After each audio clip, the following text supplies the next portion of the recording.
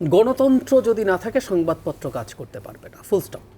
এটা আজ হোক কাল হোক, দুজন, আমি ওই উদাহরণটাই আনি, নিউ এজ এবং মানব জমিন ট্রুলি ভালো কাজ করেছে, কিন্তু শেখ হাসিনা যদি এই 5 বছর থেকে যেতেন তাদের ফাইট দেখতেন কমতে থাকতো।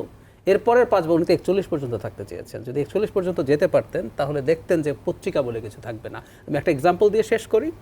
রাশিয়ার একটা বিখ্যাত নিউজ পোর্টাল আছে নোভায়া গেজেটটা, এটার যিনি প্রতিষ্ঠাতা দিমিত্রি মুরাতভ নোবেল শান্তি পুরস্কার পেয়েছেন তার এই ফাইটের কারণে, ডিকটেটরের বিরুদ্ধে।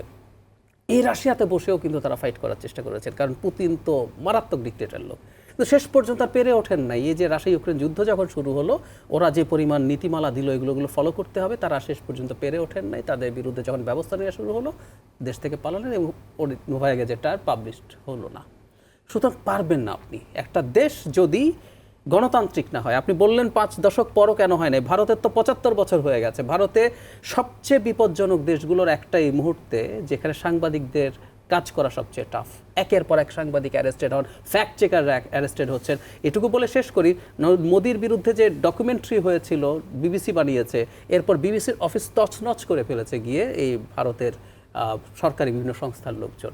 তো দিনের শেষে স্টাফ, গণতন্ত্র যদি থাকে কাজ করবে, এবং এটা জরুরি আমরা নাগরিকরাও যাতে মিডিয়ার জন্য শোরগোল করি, কারণ আমরা জানি, এটাকেও আমাদের বুঝতে হবে, মিডিয়া দিনের শেষে আমাদের স্বার্থে কাজে লাগবে।